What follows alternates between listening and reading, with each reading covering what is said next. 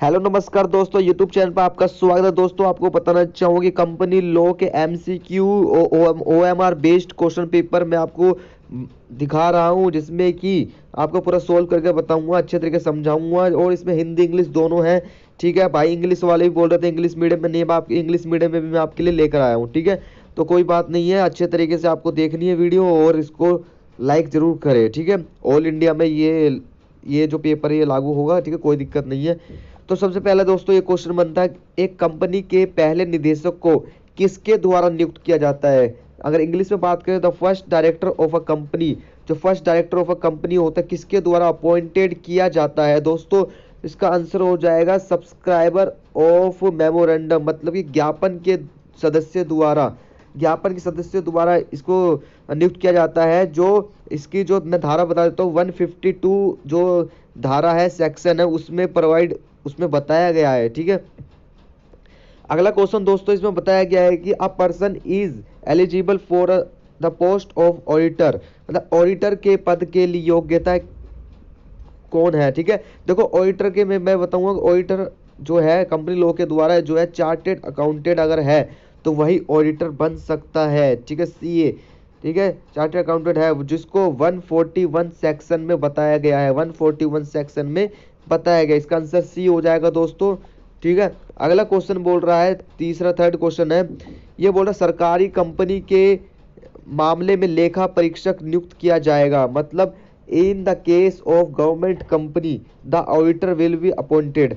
जो ऑडिटर जो अपॉइंटेड किया जाएगा वो किसके द्वारा किया जाएगा। दोस्तों मैं आपको बताऊंगा कि जो ऑडिटर जो नियुक्त किया जाएगा दोस्तों, वो इसका आंसर हो जाएगा डी हो जाएगा, controller and auditor general of India के द्वारा किया जाता है ऑडिटर नियुक्त। और ये जो सेक्शन है, सेक्शन आपको बता देता हूँ, सेक्शन है 139(5) में है सेक्शन। ठीक है, उसके द्वारा नियुक्त किया जाता है। अगला क्वेश्चन बिल्कुल आसान है, ये आया था, कंपनी द्वारा जारी किए गए ऋण प्रमाण पत्र को क्या कहा जाता है, मतलब कि a certificate of loan issued by company is called, क्या कहा जाता है दोस्तों, इसको डिबेंचर, डी इसका आंसर हो जाएगा, ऋण ऋण पत्र कहा जाता है, ऋण पत्र कहा जाता है।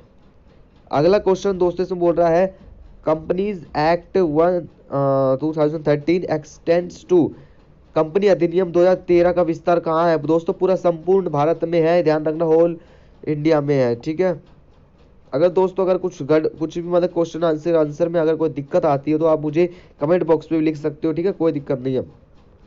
अगला क्वेश्चन बोलता है, how many sections and schedules are there in companies act 2013। देखो कंपनी अधिनियम में कितनी धाराएं और अनुसूचियां है 2013 में। ठीक है, ये है धारा 470 और अनुसूचियां है 7 अनुसूचियां है। ठीक है, अगला क्वेश्चन बोलता है, which statement is not true, मतलब कौन सा कथन सत्य नहीं है।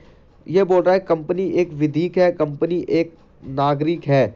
इसका आंसर दोस्तों मैं आपको बताऊंगा कि कंपनी एक नागरिक है। ठीक है, कंपनी एक नागरिक है, कंपनी एक सिटीजन बोल रहा है, ये कथन सत्य नहीं है। ठीक है, इसका आंसर हो जाएगा। अगला क्वेश्चन दोस्तों ये बोलता है, ये बोल रहा है, which was the first legislative steps, पहला जो जो कंपनी अधिनियम है ये कौन से अधिनियम के द्वारा ये लागू किया गया था। दोस्तों ज्वाइंट स्टॉक कंपनी अधिनियम, इसका आंसर हो जाएगा ज्वाइंट स्टॉक कंपनी एक्ट। इसको आप स्क्रीनशॉट ले सकते हो। ठीक है, नहीं तो आप इसको मुझे टेलीग्राम पर लो हिंदी बाबा चैनल पे जाके आप इसको मुझसे ले सकते हो। ठीक है, पीडीएफ में वहाँ पे सेंड करता हूँ। ओके, बाकी अगला क्वेश्चन दोस्तों बोलता है, public company have minimum paid up capital, सार्वजनिक कंपनी की न्यूनतम प्रदत्त पूंजी क्या है। ठीक है, तो प्रदत्त न्यूनतम पूंजी क्या है दोस्तों, इसकी न्यूनतम पूंजी है 5 लाख। ठीक है, 5 लाख इसकी है। ठीक है, 5 लाख इसकी न्यूनतम है। अगला क्वेश्चन बोल रहा है, एक व्यक्ति कंपनी के बारे में कौन सा कथन सत्य है। एक व्यक्ति मतलब 1 पर्सन कंपनी, इसको पढ़ लेना आप दोस्तों, 1 पर्सन कंपनी। ठीक है, 1 पर्सन कंपनी जो बोल रहा है इसको बारे में, तो ये बोल रहा है 1 पर्सन कंपनी में केवल एक निदेशक की आवश्यकता होती है। ठीक है, बाकी होगा तो आप देखें। अगला क्वेश्चन बोल रहा है यहाँ पे, ठीक है, being a government company how much percent of paid up capital is to be held. मतलब कि ये बोल रहा है कि सरकारी कंपनी होने के नाते कंपनी के पास कितनी प्रतिशत प्रदत्त पूंजी होना आवश्यक है। कितनी प्रतिशत दोस्तों? 51% से कम नहीं होनी चाहिए, ठीक है, 51%, नॉट लेस देन 51%। ओके, अगला क्वेश्चन बोलता है which celebrated case is related to the doctrine of indoor management. Doctrine of indoor management है, ये बहुत इंपॉर्टेंट है। ये तो पहली बात तो ये मैं क्वेश्चन पेपर मेरे पास है ही, मैं आपको बता ही रहा हूँ, फिर भी आप ये कर लेना। आंतरिक प्रबंध का सिद्धांत, ये कई बार आता है। आंतरिक प्रबंध का सिद्धांत जो है दोस्तों, ये है रॉयल ब्रिटिश वाला है, रॉयल ब्रिटिश बैंक बनाम ट्रकांड, ठीक है, ट्रकांड, रॉयल ब्रिटिश बैंक वर्सेस ट्रकांड, ठीक है, डॉक्ट्रिन ऑफ इंडोर मैनेजमेंट। अगला क्वेश्चन बोल रहा है essential feature of company. Company के क्या आवश्यक तत्व है, ठीक है, कंपनी के सभी आवश्यक तत्व हो जाएंगे। कैसे कि पढ़ लेना दोस्तों, कंपनी वाद कर सकते, केस कर सकते, इंडिपेंडेंट होती है, ठीक है, परस्पेक्चुअल सक्सेशन होता है, सब इसका आंसर हो जाएगा, ठीक है, ऑल इसका आंसर हो जाएगा। अगला क्वेश्चन बोलता है दोस्तों permission of central government is required in case of conversion. Central केंद्र सरकार से हमें परमिशन लेनी होती है, किस मामले में लेनी होती है, ये आपको मैं बताना चाहता हूँ। ये जो केंद्र सरकार से परमिशन जो लेनी होती है वो public company to private company से ली जाती है, ठीक है, सार्वजनिक कंपनी से, ठीक है।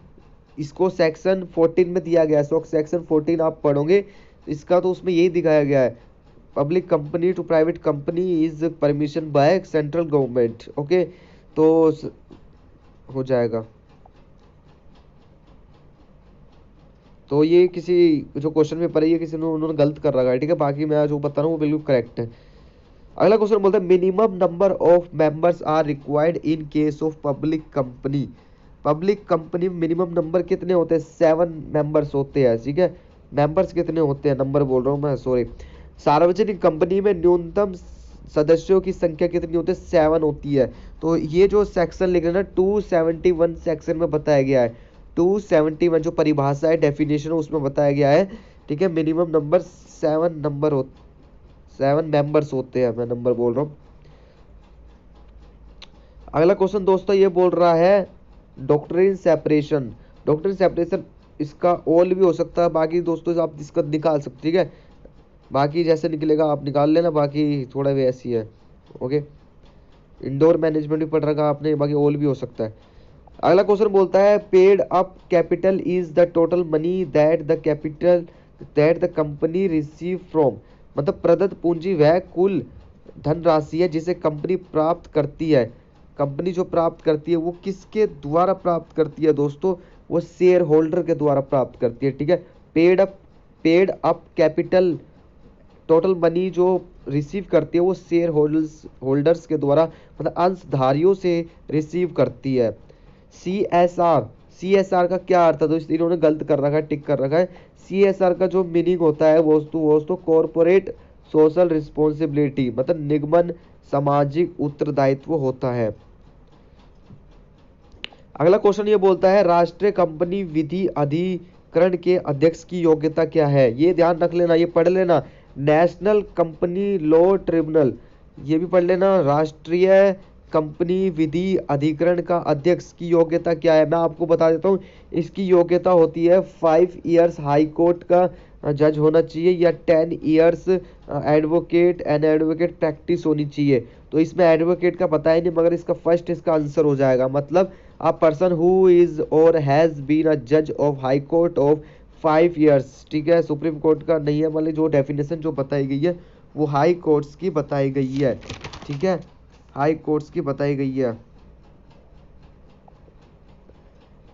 अगला बोलता है what are the maximum numbers are prescribed for members of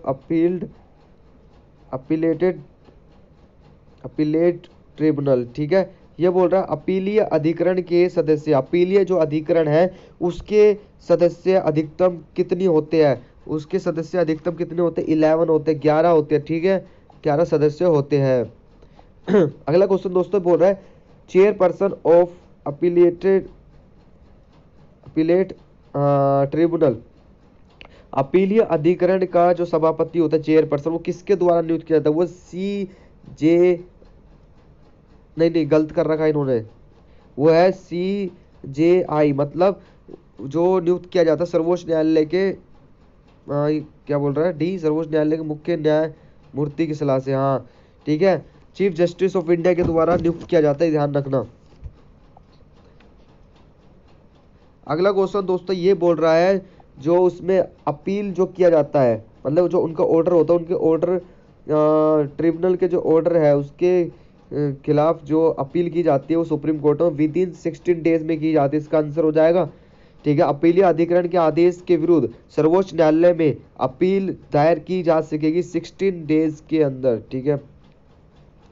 अगला बोल रहा how many maximum directors can be appointed in a company. एक कंपनी में सबसे ज्यादा अधिकतम कितने डायरेक्टर नियुक्त किए जा सकते हैं? दोस्तों मैं आपको बताऊंगा, इसकी जो डेफिनेशन है 149(1) में दी गई है, ठीक है। और इसमें आपको बताऊंगा सबसे कम 3 की जाते हैं मिनिमम, और मैक्सिमम 15 होते हैं डायरेक्टर्स, ठीक है। तो इसका आंसर 15 हो जाएगा, ए इसका आंसर हो जाएगा, ओके। अगला बोल रहा है who is called brain of company. Company का मस्तिष्क किसे कहा जाता है? क्या आपको पता है? कंपनी का मस्तिष्क बोला जाता है प्रोमोटर्स को, ठीक है, प्रवर्तक को कहा जाता है, ठीक है। अगला क्वेश्चन है a public company is required to have a minimum numbers of director. किसी सार्वजनिक कंपनी के न्यूनतम निदेशक की 3 हो जाएंगे, ठीक है। मैंने अभी बताया मिनिमम नंबर्स कितने होते हैं डायरेक्टर्स के? 3 होते हैं। अगला लास्ट क्वेश्चन करते हैं दोस्तों, फिर उसके बाद पार्ट सेकंड, इसका जो पार्ट है अगला बनाएंगे, ठीक है। A person can not held office of a director in more than dash company, मतलब कोई व्यक्ति डैश कंपनी से ज्यादा कंपनी के निदेशक का पद धारण नहीं कर सकता। मतलब कोई व्यक्ति 20 कंपनियों से अधिक निदेशक का डायरेक्टर, मतलब डायरेक्टर का पद धारण नहीं कर सकता, ठीक है। ओके दोस्तों, वीडियो अच्छी लगी होगी। मैं आपको ये बताना चाहूँगा कि आप मेरे जो टेलीग्राम चैनल है उससे जुड़े, जिससे कि मैं आपको ये PDF आपको उस चैनल पर दे दूंगा। बाकी पूरी इसमें पूरे के पूरे क्वेश्चन है, 100 है, ठीक है। जो क्वेश्चन पूरा का पूरा क्वेश्चन पेपर है, ठीक है। जितने भी क्वेश्चन पेपर है जो आपको मिलेंगे अच्छे तरीके से, थोड़ा उनसे हेल्प हो जाएगी आपकी, ठीक है। और बाकी कई पार्ट बनेंगे। ओके, वीडियो अच्छी लगी तो लाइक करो, शेयर करो, धन्यवाद।